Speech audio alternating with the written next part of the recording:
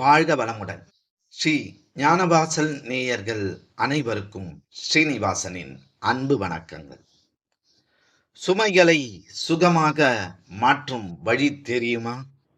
உங்கள் பிள்ளைகள் தங்கள் பாடங்களை அன்றாடம் படித்துவிட்டால் எவ்வளவு பாடம் இருந்தாலும் அது சுமையாக தெரியாது, சுகமாக தெரியும்.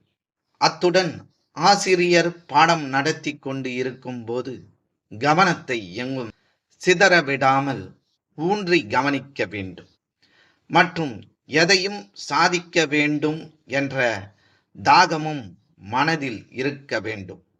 ஈடுபாடு என்பது தனித்து திகழ்வது அல்ல. எல்லாவற்றின் மீதும் அக்கறை கொள்பவருக்கு தான் உழைப்பில் ஈடுபாடு பிறக்கும். ஒரு கிராமத்தில் அறிஞர் ஒருவர் இளைஞர்களுக்கு கல்வி போதித்து வந்தார். அவர் இலக்கு மதிப்பெண்களோ தர நிர்ணயமோ அல்ல, முழுமையான கற்றல் மட்டுமே.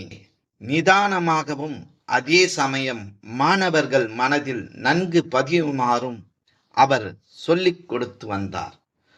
ஒரு நாள் தனது மாணவர்களை பார்த்து, நீங்கள் எல்லோரும் இப்போது படித்து கொண்டு இருக்கின்றீர்கள். படிப்பது சுகமானதா சுமையானதா என்ற ஒரு கேள்வி கேட்டால் சுமையாக இருக்கிறது என்றுதான் பலரும் சொல்வீர்கள். ஆனால் படிப்பதை சுகமாக மாற்றிக்கொள்ளலாம் என்பதற்கு ஒரு குட்டி கதை சொல்கின்றேன். ஒரு ஊரில் இளைஞன் ஒருவன் நன்கு கவனமாக வளர்த்த ஒரு பசுவை எந்த சிரமமும் இன்றி தனது தோள் மீது போட்டுக்கொண்டு ஊரை சுற்றி வந்தான். ஊரே அவனை பிரமிப்புடன் பார்த்தது. நல்ல பலசாலி என்றது. எப்படி உன்னால் இவ்வளவு பெரிய மாட்டை தூக்கி சுமக்க முடிகிறது என்று பலரும் கேட்டனர். ரொம்பவும் சுலபம் என்றான் அவன். எப்படி என்றார்கள் மற்றவர்கள். இந்த பசு கன்றுக்குட்டியாக இருந்த நாளிலிருந்தே தினம் தினம் தூக்கி சுமந்து கொஞ்சுவேன், அதோடு விளையாடுவேன், அதுவே பழகிவிட்டது.